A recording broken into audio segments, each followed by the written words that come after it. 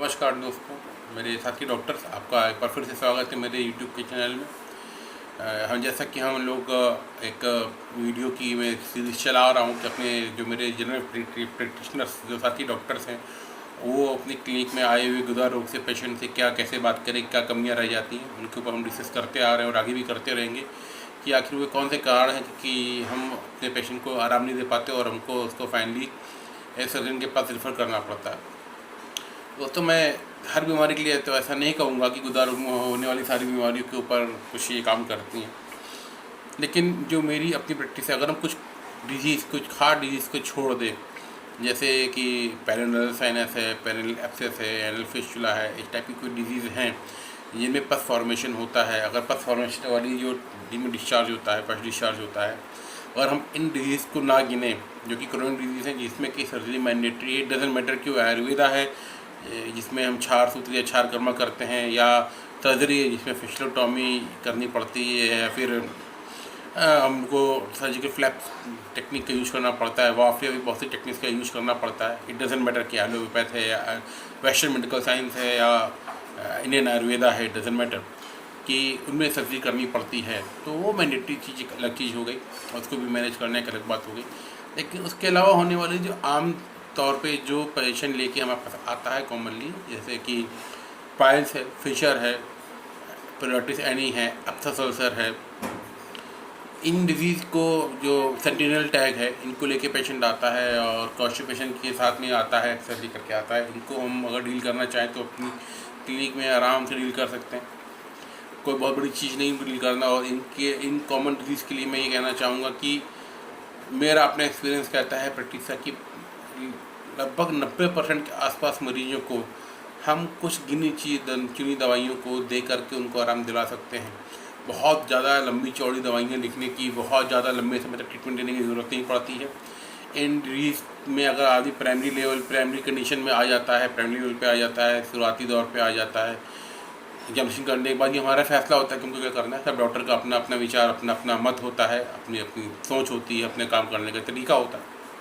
लेकिन प्रैक्टिस में ये देखने को आता है कि अगर पेशेंट आया है हमारे पास तो 90% पेशेंट को अगर ग्रेड 1 और ग्रेड 2 तक के ह्यूमराइड अगर है तो, और फिशर अगर एक्यूट फिशर है, टीयर नहीं बना है तो, पेरियोडिस एनी अगर हो रही है तो, या फिर उसके अगर एब्सेस अल्सर हो रखा है जिसकी वजह से ब्लीडिंग उसको होती है, तो ऐसे कंडीशन में सेंटिनल टैग अगर इन्फ्लेमेशन उसमें हल्का फुल्का हो गया है तो और सर्जरी की ज़रूरत नहीं पड़ती। 90% केस मेडिसिन ठीक हो जाते हैं। लगभग शुरुआती दौर में 1 हफ्ते की दवा लिखता हूँ मैं, या फिर लिखनी चाहिए, देखने के लिए कि हमको किस ट्रीटमेंट को फॉलो करना है, किस स्टाइल को फॉलो करना है।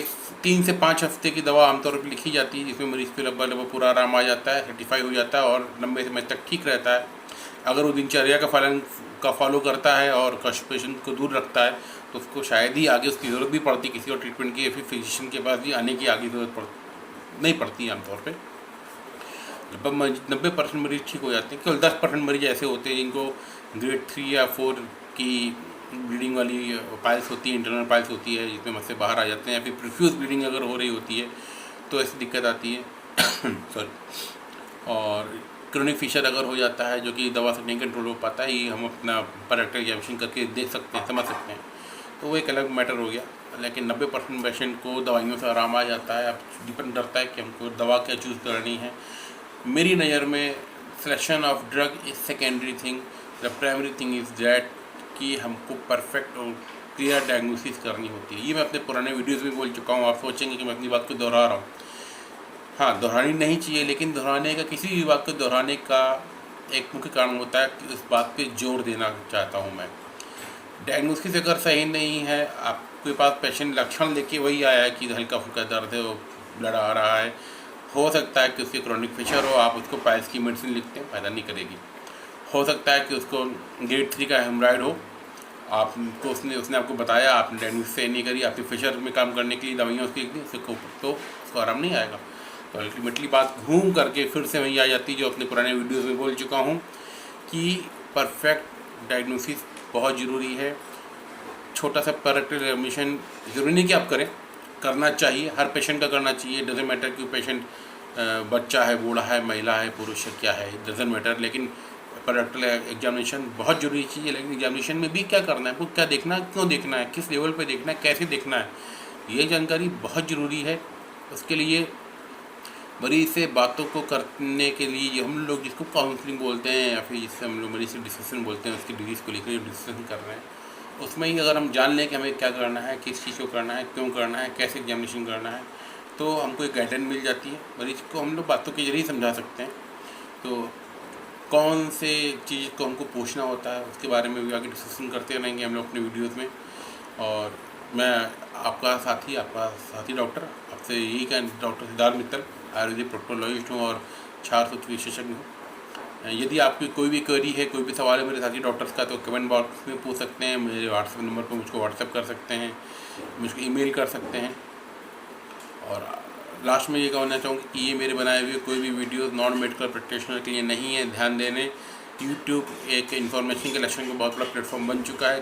प्लीज़ इस बात को ध्यान रखें कि यदि मैं कोई दवा बताता भी हूँ तो उसका सेल्फ मेडिकेशन बिल्कुल भी ना करें। नॉन मेडिकल पर्सन अपनी कोई भी इलाज खुद ना करें। अपने जनरल फिजिशियन, अपने डॉक्टर से या अपने प्रोक्टोलॉजिस्ट से मिल करके डिस्कस करके उसके बताए गई दवा का ही सेवन करें, वरना वो अपने शरीर के साथ खिलवाड़ कर सकते हैं, जिसके लिए वो खुद ही जिम्मेदार होंगे। ये वीडियोस केवल डॉक्टर्स के लिए है, मेडिकल प्रोफेशनल्स के लिए हैं। मेरे आगे आने वाली वीडियो भी जो ट्यूटोरियल वीडियोस होंगे अगर, तो वो डॉक्टर्स के लिए होंगे। पेशेंट के लिए अलग वीडियो बनाए जाएंगे, बात की बात है वो। तो नमस्कार, मैं आपका साथी, धन्यवाद।